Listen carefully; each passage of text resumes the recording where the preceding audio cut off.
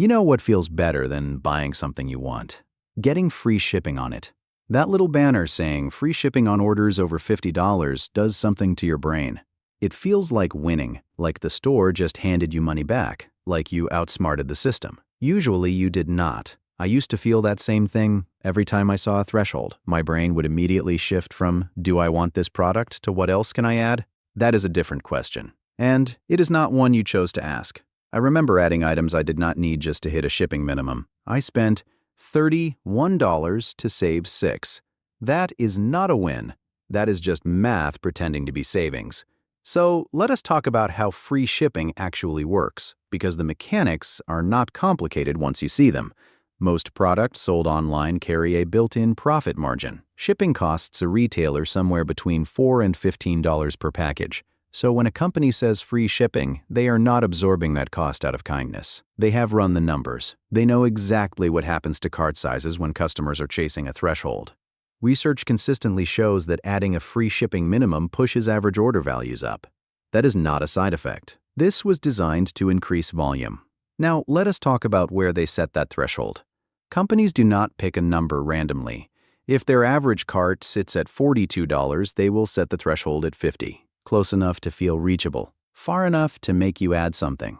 It is a gap engineered to be filled, and customers fill it, reliably, every time. Here is another angle that does not get talked about enough. Some retailers just build the shipping cost into the product price from the start. You see a candle for $13 with free shipping. The competitor is selling the same candle for $9 but charges $4 to ship it. Total cost is $13 either way, but you buy the first one. Because free shipping felt better. You paid the same amount and felt like you got a deal. That feeling has a name in behavioral research. It is called the zero price effect. When the price of something drops to zero, the brain treats it as disproportionately valuable. Zero is not just cheap. Zero triggers an emotional response that short-circuits normal calculation. Free does not mean less expensive. It means your math stops working. Retailers have experimented with free shipping thresholds for years. When they raised the free shipping minimum, customers did not abandon their carts. They added items, cheaper items, and random items they forgot about by the time the box arrived, because the alternative felt like losing, and adding something to the cart felt like a solution, even when that solution cost more than just paying for delivery in the first place. Then there is the subscription model. Pay $90 a year and get free shipping on everything. Sounds reasonable on paper. But once you have paid that upfront fee, your brain starts looking for ways to justify the cost. You order more often. You order things you would normally pick up at a local store. The subscription did not make you spend less. It removed the brakes. However, for some people, the time saved is worth the extra spending.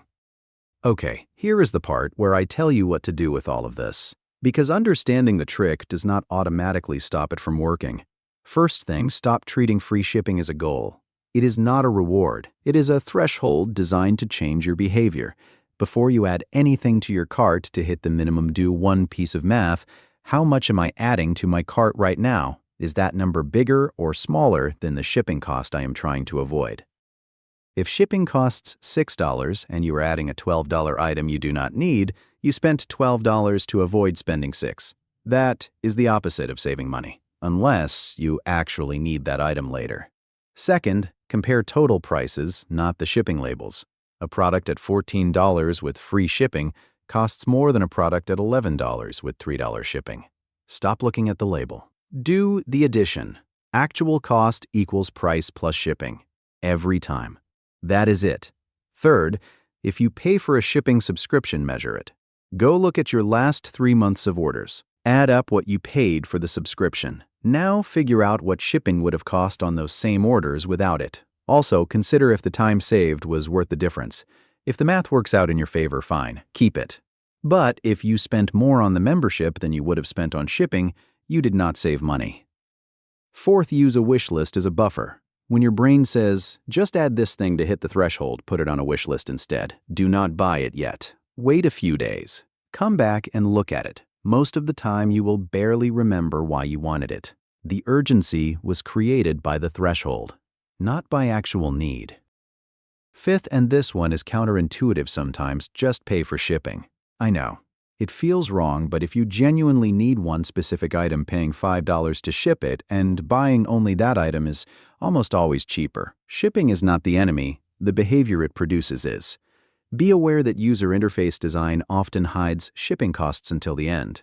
This makes calculation difficult on purpose. Free shipping is not free. It is a mechanism, one that works because humans are wired to love zero and feel disproportionate pain over small fees. Retailers have entire teams studying that exact wiring. You have a cart and a brain that decided $0 shipping is worth $30 of extra spending. The system is not broken. It works exactly as intended. That is worth knowing before you open the next tab.